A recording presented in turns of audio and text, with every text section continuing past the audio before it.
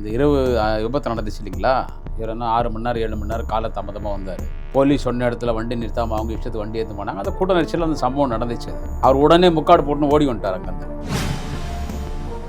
41 பேர் நம்ம கூட்டத்துக்கு வந்தவங்க 41 பேர் இறந்துட்டாங்களே, பொதுமக்கள் நம்ம கட்சிக்காரர் இறந்துட்டாங்களேன்னு அதெல்லாம் கூட எந்த ஒரு கவலை இல்லாமல் நம்ம தப்பிச்சா போகிறோம்னு சொல்லி திரு ஜோசப் விஜய் அவர்கள் அன்றைக்கே கார்லேயே முக்காடு போட்டுன்னு வந்து சென்னையில் இறங்கி செல்ஃபி எல்லாம் எடுத்துன்னு சிரிச்சுட்டு வீட்டுக்கு போயிட்டார். அதை ஒரிஜினல் என்ன பேசினேன் அப்படி கரூருக்கு எனக்கு ஒரு கணக்கு இருக்கு. ஒரு கணக்கு பழித்திக்காம விட மாட்டாங்க. அந்த கணக்கை முடிக்காம விட மாட்டாங்க. அதெல்லாம் கிட்டத்தட்ட அதுதான். இப்படி சாப்பிட்டாருனாக்குது, இப்படி சாப்பிட்டா சாப்பாடு வைத்து தான் போகுது. கணக்கு தீக்காம விட மாட்டான் என்ன அர்த்தம்? பழி தீக்காம விட மாட்டான்னா என்ன பண்ணுவீங்க? அந்த 41 பேர் இறந்து போனாங்களே, அதில் தான் திரு ஜோசப் விஜய் 10 ரூபாய் பாட்டிலுக்கு 10 ரூபான்னு பாடினாரு. இப்போ என்ன பாடுவார்னு தெரியலையே. 20 ரூபாய் பாட்டிலுக்கு 20 ரூபாய் பாட்டிலுக்கு 30 ரூபாய் பாட்டிலுக்குன்னு என்ன பாட்டு பாட போறாருன்னு நமக்கு தெரியல. ஒரு நாள் முதல்வன் படத்தில் அது மாதிரி டைப்ரைட்டிங் மிஷின் இருப்பாங்க, ஹஸ்பண்ட் கொடுப்பாங்க. இதெல்லாம் சும்மா இதெல்லாம் ஒரு நீங்கள் அதிகாரி பகைச்சு ஆட்சி நடத்தவே. இப்போ நீங்கள் சொன்னீங்களே இந்த ஆய்வுன்னு, சார் ஒரு லாரி வருது சார் அரிசி மூட்டை ஏற்றுன்னு, அதை போய் ஆய்வு பண்ணுறான் சார். Tyre change போய்க்குதான்றான். அவனா பஞ்சர் கல்லே வேலைச்சாரான் அந்த எம்எல்ஏ. பொதுமக்கள் அதான் எங்களுக்கு அரசு வேலை கொடுக்கறது இறந்ததுக்கு தியாகியான்னு கேட்குறீங்களே. கள்ளக்குறிச்சியில் கள்ளச்சாராயம் குடிச்சவங்களுக்கு 10 லட்ச ரூபா கொடுத்துருக்கீங்களே, அது யார் உங்களுக்கு வரி பணம்? சார் அவனும் செத்து போட்டான், சாராயம் செத்து போட்டான். அவன் குடும்பம் என்ன வருது?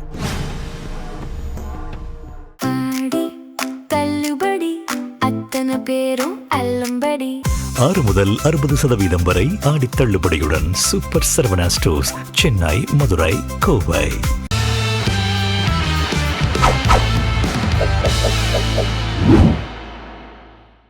ஜெம் தொலைக்காட்சி நேயர்களுக்கு வணக்கம். இன்றைய சிறப்பு நேர்காணலில் நம்மோடு திராவிட முன்னேற்ற கழகத்தினுடைய நட்சத்திர பேச்சாளர் குடியாத்தம் குமரன் அவர்கள் இணைந்துள்ளார். அவரிடம் இன்றைய அரசியல் சூழல் குறித்து விரிவாக விவாதிப்போம். சார் வணக்கம். வாழ்க.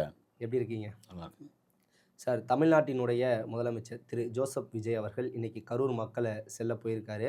அது மட்டும் இல்லாமல் அந்த கரூர் துயர சம்பவத்தில் பாதிக்கப்பட்ட 32 குடும்பத்தை சேர்ந்தவர்களுக்கு அரசு பதவி வழங்க போகிறோம், அரசு வேலை தரப்போகிறோம் அப்படிங்கிற மாதிரியான விஷயங்களை சொல்கிறாரு. எப்படி பார்க்குறீங்க? ஃபஸ்ட்டு நாங்கள் அப்போவே கரூருக்கு போங்க வரணும். அந்த இரவு விபத்து நடந்துச்சு இல்லைங்களா, இவர் என்ன 6 மணி நேரம் 7 மணி நேரம் கால தாமதமாக வந்தார். போலீஸ் சொன்ன இடத்துல வண்டி நிறுத்தாமல் அவங்க இஷ்டத்துக்கு வண்டி ஏற்று போனாங்க. அந்த கூட்ட நெரிசலில் அந்த சம்பவம் நடந்துச்சு. அவர் உடனே முக்காடு போட்டுன்னு ஓடி வந்துட்டார். அங்கேருந்து 41 பேர் நம்ம கூட்டத்துக்கு வந்தவங்க 41 பேர் இறந்துட்டாங்களே, பொதுமக்கள் நம்ம கட்சிக்காரர் இறந்துட்டாங்களேன்னு அதெல்லாம் கூட எந்த ஒரு கவலை இல்லாமல் நம்ம தப்பிச்சா போகிறோம்னு சொல்லி திரு ஜோசப் விஜய் அவர்கள் அன்றைக்கே கார்லேயே முக்காடு போட்டுன்னு வந்து சென்னையில் இறங்கி செல்ஃபி எல்லாம் எடுத்துன்னு சிரிச்சுட்டு வீட்டுக்கு போயிட்டார். அப்போவே சொன்ன எல்லோரும் கரூருக்கு போய் ஆறுதல் சொல்லுங்கன்னு. கூட்டம் சேர்ந்துடும் சொல்லி அவர் இளவு வீட்டுக்காரங்கள ஸ்டார் ரோட்டில் கூப்பிட்டார். ஈசிஆர் ரோட்டில் மகாபலிபுரம் கூப்பிட்டு எல்லோரும் காலையில் விழுந்தாருன்னு கேள்விப்பட்டேன். ஓகே. அப்போல்லாம் போகாமல் இப்போ சிஎம் ஆன பிறகு அவர் போகிறார், சிஎம்மாக போகிறார். போகிறது தப்பு இல்லை. ஆனால் எந்த நோக்கத்தில் போகிறார்? கோர்ட்டில் கேஸ் நடந்துனுக்குது. கோர்ட்டில் கேஸ் சிபிஐ அவர் தான் திரு ஜோசப் விஜய் அவர்கள் தான் எனக்கு சிபிஐ கேஸ் வேணும்னு கேட்டார். சிபிஐ தான் விசாரிக்கணும். இந்த மாநில சர்க்கார் அன்றைக்கு டிஎம்கே கவர்மெண்ட் இவங்க ஓய்வு பெற்ற நீதிபதியில் திமுக கவர்மெண்ட் நடத்துகிற இந்த முதலமைச்சர் நடத்துகிற விசாரணை எனக்கு நம்பிக்கை இல்லை, எங்களை பழிவாங்கிடுவோம், எங்களுக்கு சிபிஐ வேணும்னாங்க. அப்போ தான் அவருக்கு சிபிஐ மாற்றினாங்க. 2 முறை சிபிஐக்கெல்லாம் கூட போயிட்டு வந்தார். இப்போ கேஸ் கோர்ட்டில் இருக்குது கேஸ். நான் இன்னொன்று சொல்லிடுறேன் ஜெம் தொலைக்காட்சி நேயர்களுக்கு. திமுக, குடியாத்த குமரன் திமுக, எங்கள் தலைவர் தளபதி, எங்கள் அண்ணன் உதயநிதி, நாங்கள் யாருமே மனசார இன்றைக்கி ஏதோ 32 பேருக்கா இன்றைக்கி ஏதோ அரசு பணி நியமனம் மனசார அவங்களுக்கு அதை கொடுக்கூடாதுன்ற எண்ணம் எங்களுக்கு இல்லை. எங்கள் தலைவர் தளபதிக்கு அதெல்லாம் இருக்காது, எங்கள் அண்ணன் உதயாக்கும் கிடையாது, யாருக்கும் கிடையாது. ஆனால் உள்நோக்கத்தோடு தானே நீ கொடுக்குற? இல்லை சார், அதாவது ஒரு நிமிஷம், இதை கொடுக்கறதுக்கு எந்த இதுவும் கிடையாதுங்கிறீங்க. அப்புறம் அவர் கரூர் போகிறதுக்கே தடை வாங்கி கோர்ட்டில் போய் கேஸ். ஆமாங்க. இப்போ இது கோர்ட்டில் கேஸ் நடந்துனுக்குது. இது நாங்கள் நீ இது முன்னாலெல்லாம் போயிருக்கணும். நீ பாதுகாப்பாக நீ சிஎம் ஆன பிறகு நீங்கள் போகிறீங்கன்னா கோர்ட்டில் கேஸ் நடந்துனுக்குது. அத்தனை பேரையும் கூப்பிடுவாங்க கோர்ட்டுக்கு.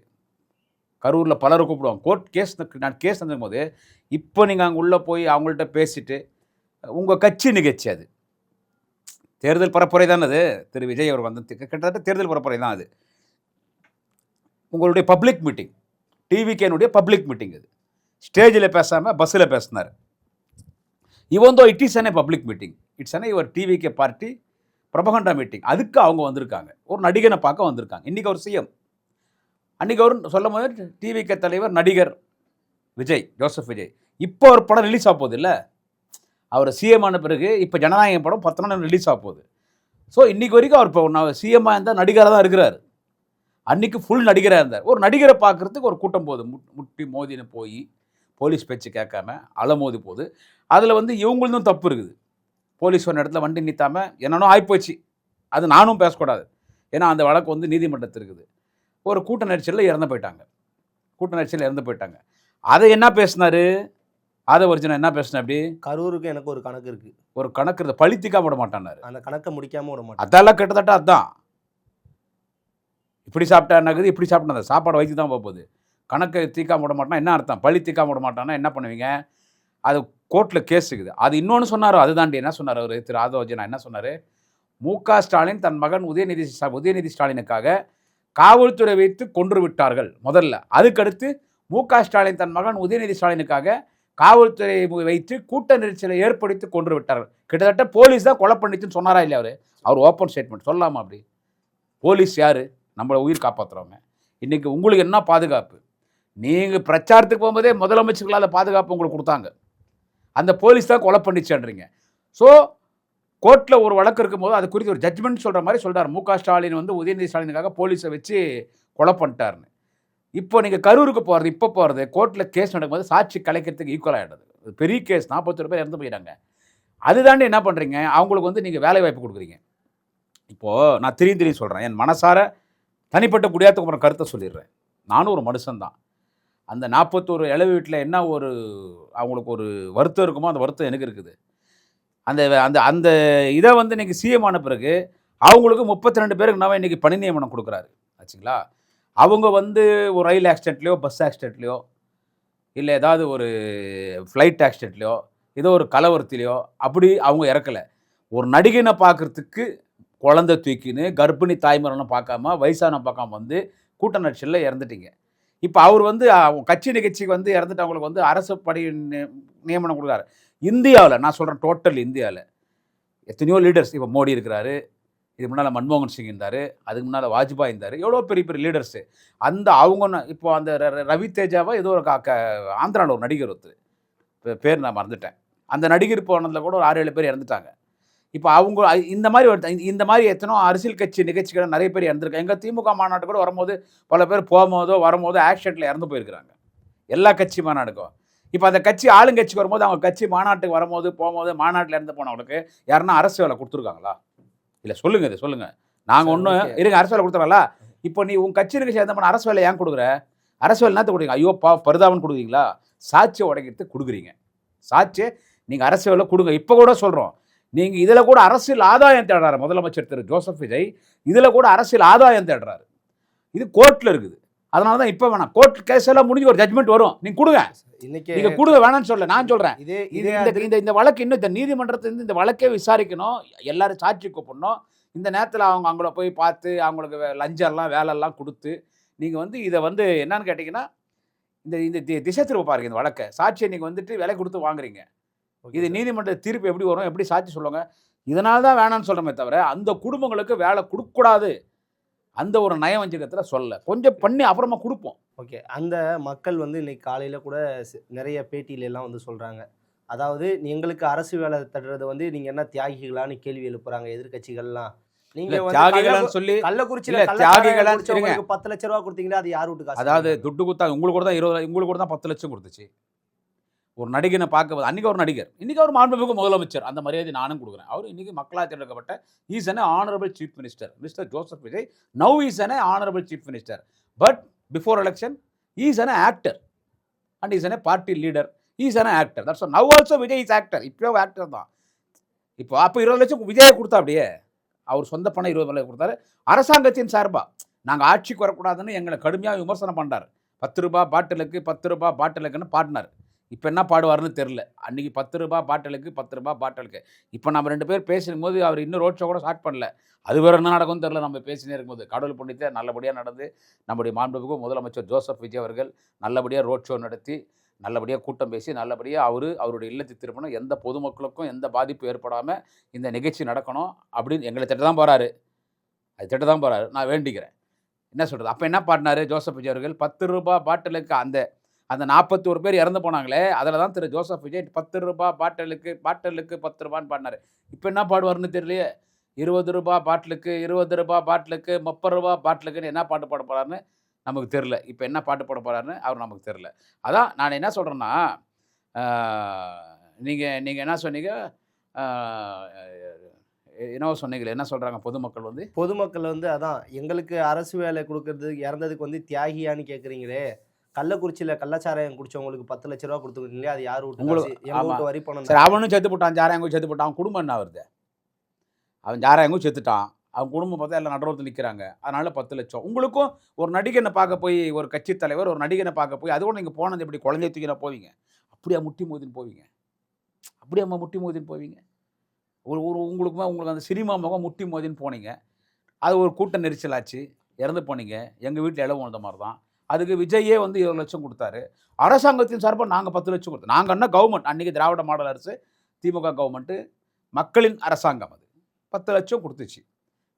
எங்களை திட்டுறாரு, நாங்கள் ஆட்சிக்கு வரக்கூடாதுன்னு பேசினவர், எங்களை பற்றி அபாண்டமான பழியெல்லாம் சொன்னார் அந்த கூட்டத்தில். அதில் இறந்து போனவங்களுக்கு 10 லட்சம் அரசாங்கம் சார்பாக கொடுத்துருச்சு. 30 லட்சம் ஒரு குடும்பத்துக்கு. ஒரு குடும்பத்தில் 4 பேர் இறந்து போனால் ₹1 கோடி. உங்களுக்கெல்லாம் கொடுத்துருக்குது, உங்களுக்கெல்லாம் கொடுத்துச்சு. அதனால் என்னன்னு கேட்டால், சாராயம் பேசம் கொடுத்தீங்கன்னா உங்களுக்கும் கொடுத்துக்குது. இப்போ கோர்ட்டில் கேஸ் தந்துட்டு இருக்குது. குற்றவாளி யாராக இருந்தாலும் தண்டிக்கப்படணும். அதில் திமுக குற்றவாளி கிடையாது. கரூர் வழக்கில் திமுக குற்றவாளி கிடையாது. தீர்ப்பு வரட்டும் சார். அதாங்க இருங்க. இல்லை, அதில் அக்யூஸ்டா சேர்க்கலையே சார். அதில் டிஎம்கே செந்தில் பாலாஜி மேலே குறை சொல்கிறாங்க. அவர் ஆதவர்ஜனா என்ன சொல்கிறாரு? திரு மு.க. ஸ்டாலின் தன் மகன் உதயநிதி ஸ்டாலினுக்காக காவல்துறை வைத்து நெரிச்சலை ஏற்படுத்தி கொன்று விட்டார்னு சொல்கிறாரு.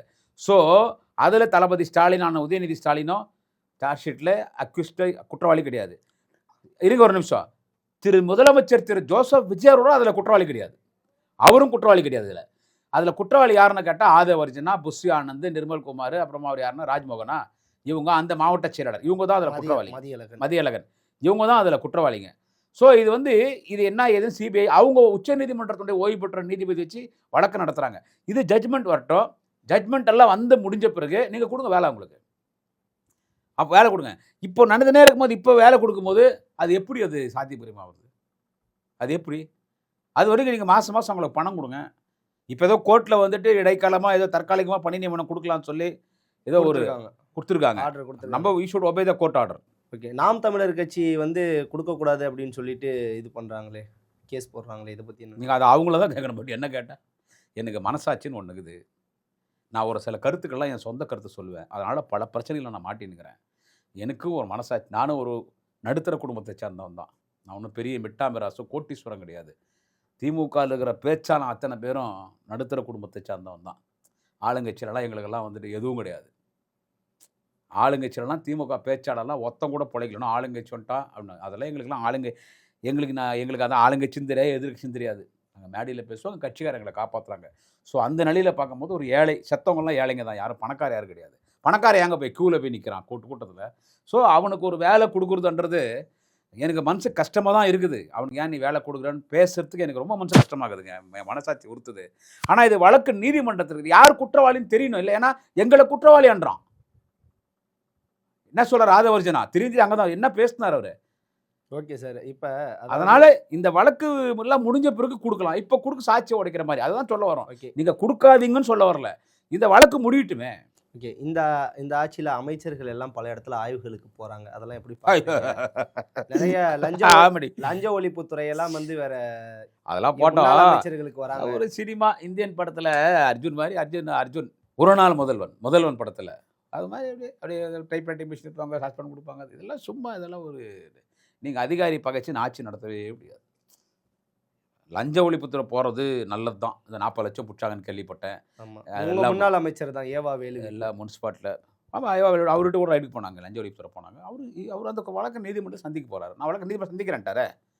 வழக்கு நீதிமன்றத்தில் நான் சந்திக்கிறேன்ட்டாரு. சிங்கப்பூருக்கு போகும்போது சொல்லிட்டு தான் போனார். அடுத்த கேள்விங்க அதான் கேட்பீங்க. நான் இப்போ போய் 2 நாளில் வரேன்னாரு. அப்புறம் கோர்ட்டில் போய் 24 தேதி அவருக்கு வந்து அவகாசம் கொடுத்துருக்காங்க. அவர் வரதான் போகிறாரு. அண்ணன் ஏவா வேலு சிங்கப்பூர்லேருந்து வரப்போகிறாரு.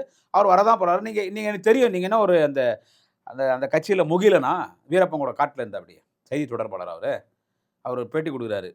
நாங்கள் வந்து 7 பேர் அரெஸ்ட் பண்ண போகிறோன்றார். அந்த கட்சியினுடைய ஒரு பேச்சாளர், ஒரு செய்தி தொடர்பாளர். அவருன்னா யார் அவருன்னா ஒரு மினிஸ்டரா? அதை மினிஸ்டரே சொல்லக்கூடாது. நாங்கள் கைது பண்ண போகிறோம். அது காவல்துறை சொல்லணும், லஞ்ச ஒழிப்புத்துறை சொல்லணும். அவங்களும் சொல்லிட்டு கைது பிடிக்க மாட்டாங்க. Okay sir. அதனால வந்து போடாத ரோட்டுக்கு வந்து சங்கரானந்த் அப்படிங்கிற நிறுவனத்துக்கு வந்து 3.23 கோடி ஒதுக்கியிருக்காங்களே சார். அதுதான் சார் அந்த ஒரு குற்றச்சாட்டு இருக்குதுல்ல சார். அது கோர்ட்டில் அவங்க ஃபேஸ் பண்ணணும் அந்த கேஸை. அது கோர்ட்டில் வந்து அண்ணன் ஏவாவேலு அப்படிப்பட்ட அமைச்சர் கிடையாது. அவர் தான் ரொம்ப நெருங்கி பழகக்கூடியவன்.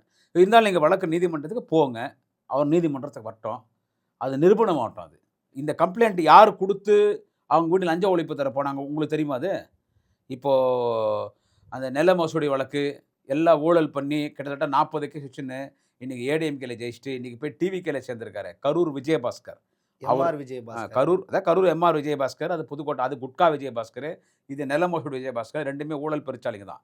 இந்த Karur Vijayabaskar, Karur C Vijayabaskar, MR Vijayabaskar, Karur MR Vijayabaskar அவரு கொடுத்த கம்ப்ளைண்ட்ல தான் நான் ஏவாவேலு வீட்டில் ரைடு.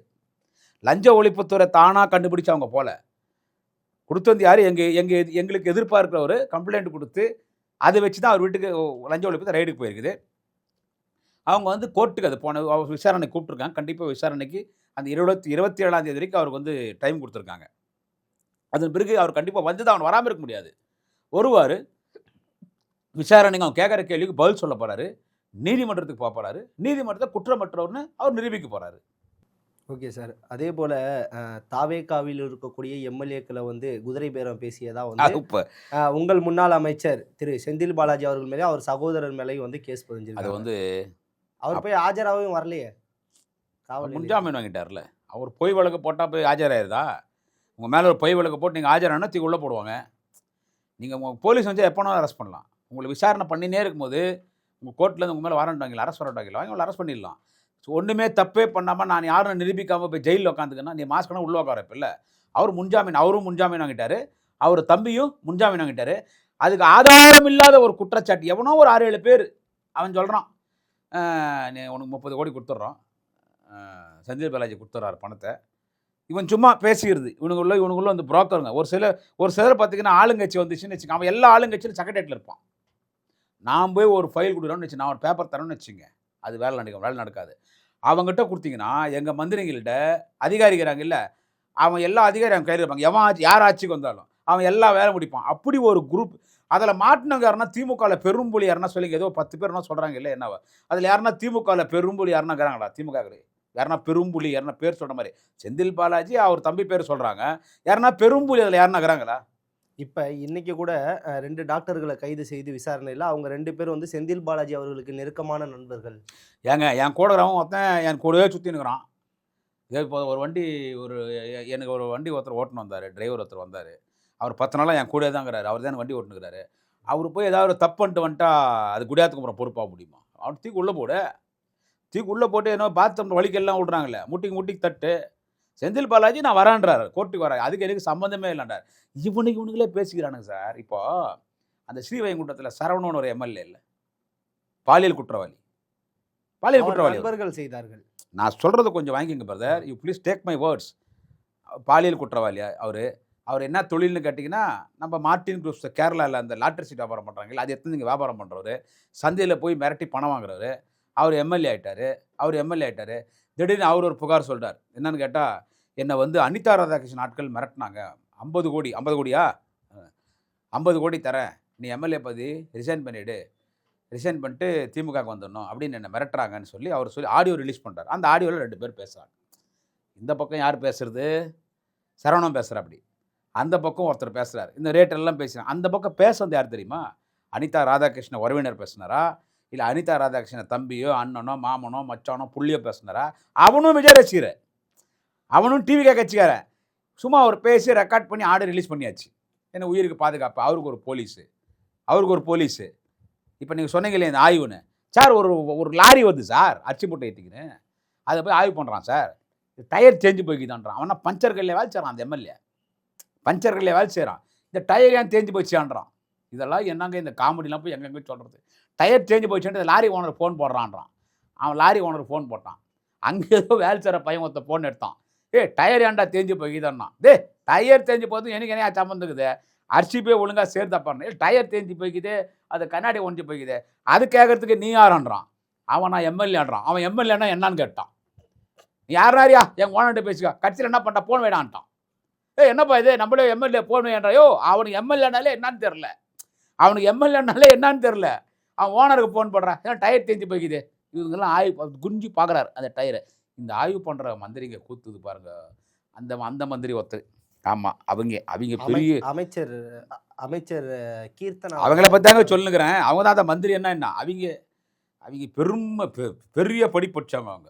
அவங்க எங்கள் டிஎம்கேல பெண்ணில் ஒர்க் பண்ணிட்டு இருந்தாங்க தான். அவங்க ஐபேக் பெண்ணில் ஒர்க் பண்ணி தாங்க. அப்புறமா திரு சந்திரபாபு நாயுடு அவர்களுக்கு போயிட்டு அங்கே எலெக்ஷனில் போயிட்டு அங்கே ஒர்க் பண்ணவங்க தான். அவங்க மந்திரி சிவகாசியில் அவங்க எம்எல்ஏ ஆகிட்டாங்க.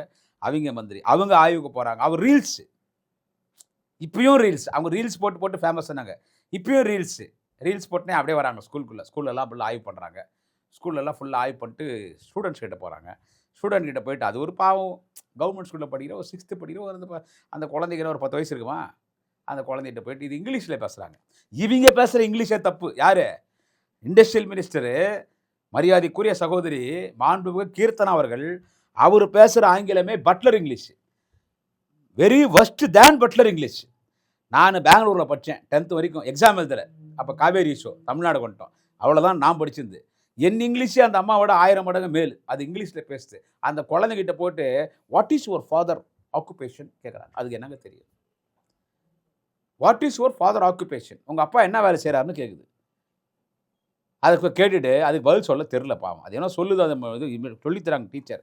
உன்னை டீச்சர்கிட்ட நீங்கள் என்ன பாடம் சொல்லித்தரீங்க, என்ன பாடம் சொல்லித்தரீங்க, இந்த முதல் பெஞ்சே இருந்தால் கடைசி பெஞ்ச் எப்படி இருக்குன்னு மிரட்டுறாங்க. இதில் என்ன ஒரு விஷயம்னு கேட்டிங்கன்னா, அந்த குழந்தை இப்படி கை கட்டுன்னு நிற்குதுங்க. குழந்தை இப்படி கை கட்டுன்னு நிற்குதுங்க. கடைசி வரைக்கும் அந்த குழந்தை கை கட்டுன்னு நின்றுங்குது. இந்த அம்மா என்ன இந்த அமைச்சர் கீர்த்தனா கேள்வி கேட்டுனேங்கிறாங்க. அந்த குழந்தை கை கட்டுனே நிற்குதுங்க. அவங்க என்ன உனக்கு அடிமையா திருத்தங்கல் ஸ்கூலில் தான் போனாங்க. அவங்க நிறைய மீட்டிங் போயிருக்காங்க. அண்ணன் தங்கம் தண்டு ஸ்கூல் மீட்டிங் போட்டிருக்காரு. நீ என்ன அங்கே பட்டாஸ் கம்பெனி ஓனரா, அந்த குழந்தைன்னா உங்கள்கிட்ட வேலை செய்கிற குழந்தை தொழிலாளியா, அந்த குழந்தைன்னா உனக்கு அடிமையா, அதென்னா பாண்டட் லேபரா, நீ என்ன பெரிய முதலாளியா? அந்த குழந்தை இப்படி கை கட்டு அட்லீஸ்ட் நீ என்ன பண்ணியிருக்கணும், கை விடுமா கீழே, கை முதல்ல கீழே விடு, கையை கட்டுற கை கீழே விடுனா, அது கை கட்டுனே அந்த கை கீழே இறக்க சொல்லிங்க. அது போய் அந்த குழந்தை மிரட்டி அது ரீல்ஸ், அது இவங்களே ரீல்ஸ் போடுறாங்க, இவங்களே எடுக்கிறாங்க வீடியோ.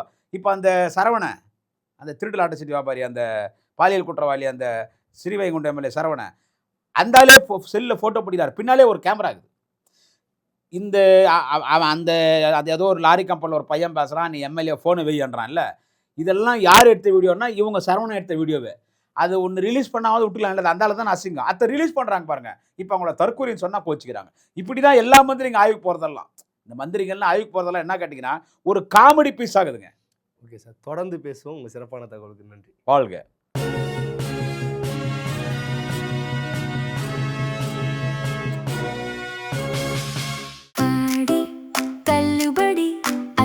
பேரும் அல்லம்படி 6 முதல் 60% வரை ஆடி தள்ளுபடியுடன் சூப்பர் சரவணா ஸ்டோர்ஸ், சென்னை, மதுரை, கோவை.